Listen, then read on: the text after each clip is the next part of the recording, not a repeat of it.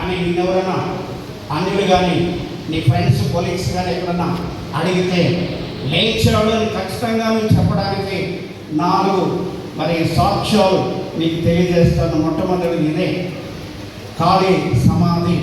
ప్రపంచంలో ఉన్న పెద్ద పెద్ద పేరు ప్రఖ్యాతులు కలిగిన వాళ్ళు, దేవుళ్ళు దేవతలు అన్న వాళ్ళందరూ కూడా మరి చనిపోయి పాతి పడ్డారు కానీ ఎవరు కూడా తిరిగి లేవలేదు. ఖాళీ సమాధి యేసు ప్రభువు ఒక్కడే. కాబట్టి నంబర్ 1 రుజువు సాక్ష్యం ఏంటంటే ఖాళీ సమాధి. రెండవ సాక్ష్యము నీవు నేనే. ఒకప్పుడు మన జీవితాలు ఎలా ఉన్నాయో భయంకరమైన జీవితాలు. ఎవరి వయసులో కొట్లాడేది, దొంగతనాలు చేసేది, అబద్ధాలు చెప్పేది, అన్నిటికీ ముందుకు వెళ్ళేది. మరి గ్యాంగ్ లీడర్గా ఉండేవాడిని. మరి నన్ను చూసి భయపడేవాళ్ళు ఆ ప్రాంతాల్లో. కానీ ప్రభువుని అంగీకరించిన తర్వాత వాళ్ళు ఆశ్చర్యపడ్డారు. నీ జీవితం మార్చబడింది.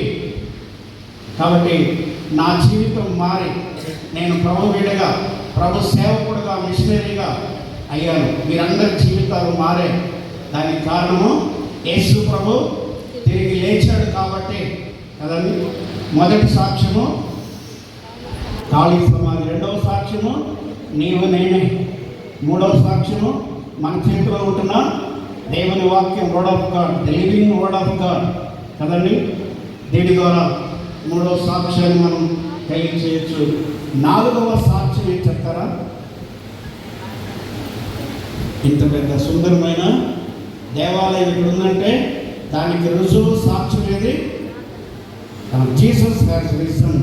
యేసు ప్రభు తిరిగి లేచాడు. ఒకసారి దేవునికి స్తోత్రం చెల్లిస్తాం. హల్లెలూయా. కాబట్టి యేసు ప్రభు లేచాడని దానికి 4 మాత్రమే నేను చూపించాను. ఇంకా చాలా ఉన్నాయి.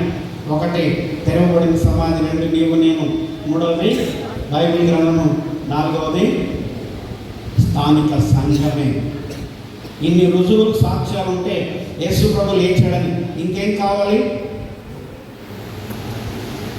మనం తీసుకున్న లేఖన భాగాలు యోహాను సువార్త 20వ అధ్యాయం. మరి యోహాను సువార్త 20వ అధ్యాయం యేసు ప్రభు తిరిగి లేచిన సంఘటన 4 సువార్తల్లో మనం చూస్తున్నాం. మత్తయి సువార్త 28వ అధ్యాయం 1వ వచనం నుంచి ఉంది. అలాగే మార్కు సువార్త 16వ అధ్యాయం 1వ వచనం నుంచి ఉంది. లూకా సువార్త 24వ అధ్యాయం 1వ వచనం నుంచి ఉంది. ఇప్పుడు మనం చూసే లేఖన భాగాలు యోహాను సువార్త 20వ అధ్యాయం 1వ వచనం. కాబట్టి 4 సువార్తలు మత్తయి, మార్కు, లూకా, యోహానులో 4 రాశారంటే దీనికి ఒక ప్రత్యేకమైన మరి గుర్తింపు ఉంది. ఇట్ ఈస్ ట్రూ అనే దానికి గుర్తును.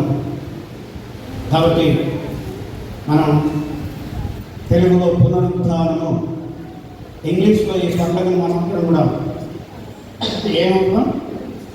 ఈస్టర్ అంటాం.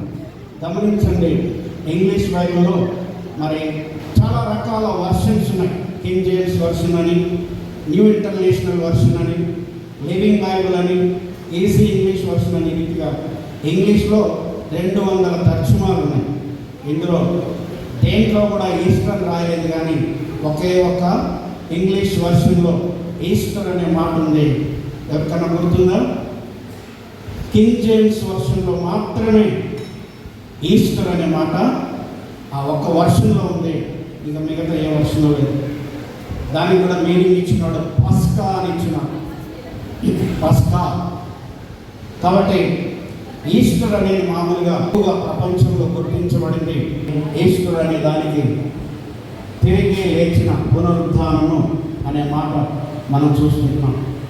పునరుద్ధానం అనే మాట మనం మామూలుగా చూస్తున్న ఈ బైబిల్లో 24 టైమ్స్ 24 సార్లు పునరుద్ధానం అనే మాట రాయబడింది. నేను ఎందుకు చెప్తున్నానంటే మనం వాడే బైబిల్ అని తెలుగులో కూడా 4 తర్జుమాలు ఉన్నాయి. లివింగ్ బైబిల్ అని, పవిత్ర గ్రంథం అని, ఆ తర్వాత రోమన్ క్యాథలిక్ వాడే వాళ్ళ బైబిల్ వేరే.